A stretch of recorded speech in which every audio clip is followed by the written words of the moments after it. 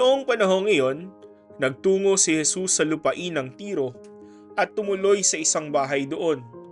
Ayaw sana niyang malaman ni numan na naroon siya, subalit hindi gayon ang nangyari.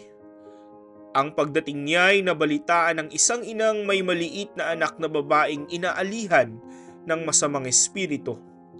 Pumunta siya agad kay Jesus at nagpatira pa sa kanyang harapan. Ang babaeng ito'y hintil, tubo sa Saropenica. Ipinamanhik niya kay Jesus na palayasin ng demonyo na nasa kanyang anak. Ngunit sinabi ni Jesus, "Kailangang busugin muna ang mga anak. Hindi dapat kunin ang pagkain ng mga anak upang ihagis sa mga tuta."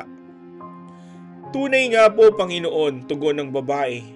"Ngunit ang mga tuta mang nasa ilalim ng hapag ay naninimot ng mga mumong nalalaglag ng mga anak." Kaya't sinabi sa kanya ni Jesus, "Dahil sa sinabi mo, maaari ka nang umuwi. Iniwan na ng demonyo ang iyong anak." Umuwi ang babae at naratnan niya sa higaan ng bata. Iniwan na nga ng demonyo. Malinaw kay Jesus na ang kanyang misyon ay nakatutok at umiikot sa mga Hudyo bilang katuparan ng pangako ng Diyos sa kanyang hinirang na bayan.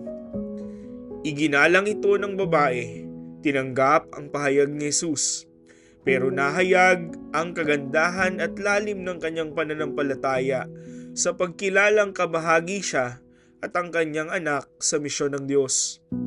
Sa pagsusog niya sa talinghaga ng mga bata at aso, matalino niyang naihayag na nakikibahagi kahit mga hentil sa pagpapalang ipinagkakaloob ng Diyos sa kanyang bayan.